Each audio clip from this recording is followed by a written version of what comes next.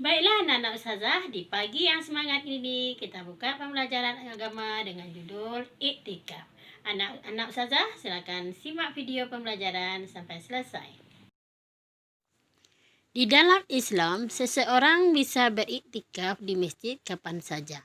Namun dalam konteks bulan Ramadan, maka dalam kehidupan Rasulullah SAW, iktikaf itu dilakukan selama 10 hari terakhir. Di antara rangkaian ibadah dalam bulan suci Ramadan yang sangat dipelihara sekaligus dia diperintahkan atau dianjurkan oleh Rasulullah SAW. Secara harfiah, iktikaf adalah tinggal di suatu tempat untuk melakukan sesuatu yang baik. Dengan demikian, iktikaf adalah tinggal atau menetap di dalam masjid dengan niat beribadah guna mendekatkan diri kepada Allah Subhanahu wa taala. Para ulama telah berijma bahwa iktikaf khususnya 10 hari terakhir pada bulan Ramadan merupakan suatu ibadah yang disyariatkan dan disunahkan.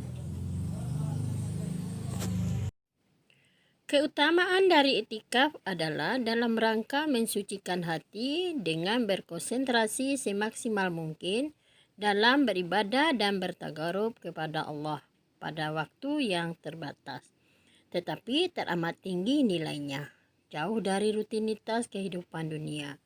Dengan berserah diri sepenuhnya kepada Sang Khalik, bermunajat sambil berdoa dan beristighfar kepadanya sehingga saat kembali lagi dalam aktivitas keseharian dapat dijalani secara lebih berkualitas dan berarti.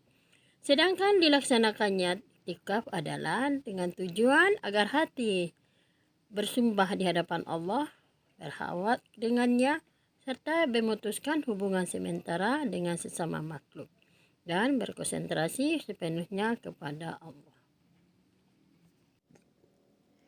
Di dalam iktikaf ada hal-hal yang dilakukan selama iktikaf. Yang pertama, rukun iktikaf. Rukun iktikaf terdiri atas 2, yaitu niat yang ikhlas. Hal ini karena semua amal sangat tergantung kepada niatnya. Yang kedua, berdiam di masjid. Yang kedua adalah hal-hal yang disunahkan di saat iktikaf. Disunahkan bagi orang yang beriktikaf untuk memperbanyak ibadah dan bertagarub kepada Allah Subhanahu wa taala, seperti melakukan salat sunnah, membaca Al-Quran, bertasbih, bertahmid, bertahlil, bertakbir, beristighfar, dan lain sebagainya. Yang selanjutnya, hal-hal yang diperbolehkan selama kita melaksanakan iktikaf adalah keluar dari tempat iktikaf untuk mengantar istri, sebagaimana yang dilakukan oleh Rasulullah SAW terhadap istrinya Sofia radhiyallahu anhu. Yang kedua, menyisir atau mencukur rambut, memotong kuku, membersihkan tubuh dan kotoran dan bau badan. Yang ketiga, keluar ke tempat yang memang amat diperlukan, seperti untuk buang air besar dan kecil, makan, minum, jika tidak ada yang mengantarkan, dan segala sesuatu yang tidak mungkin dilakukan di masjid. Yang keempat, makan dan minum dan tidur di masjid dengan senantiasa menjaga kesucian dan kebersihan masjid. Selain hal-hal yang dibolehkan, ada juga hal-hal yang membatalkan iktikaf. Yang pertama, meninggalkan masjid dengan sengaja tanpa keperluan. Yang kedua, murtad atau keluar dari agama Islam. Yang ketiga, hilang akal karena gila atau mabuk. Yang keempat, haid. Yang kelima, nifas, dan lain sebagainya.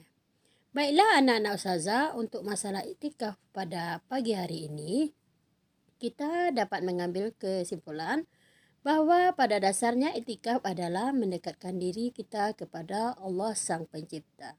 Dengan iktikaf, maka hati kita akan menjadi suci dan lebih dekat kepada Allah Subhanahu wa taala. Anak-anak ustazah, untuk materi kita pada pagi hari ini ustazah cukupkan sampai di sini. Ustazah tutup dengan membacakan Alhamdulillahirabbil alamin. Assalamualaikum warahmatullahi wabarakatuh.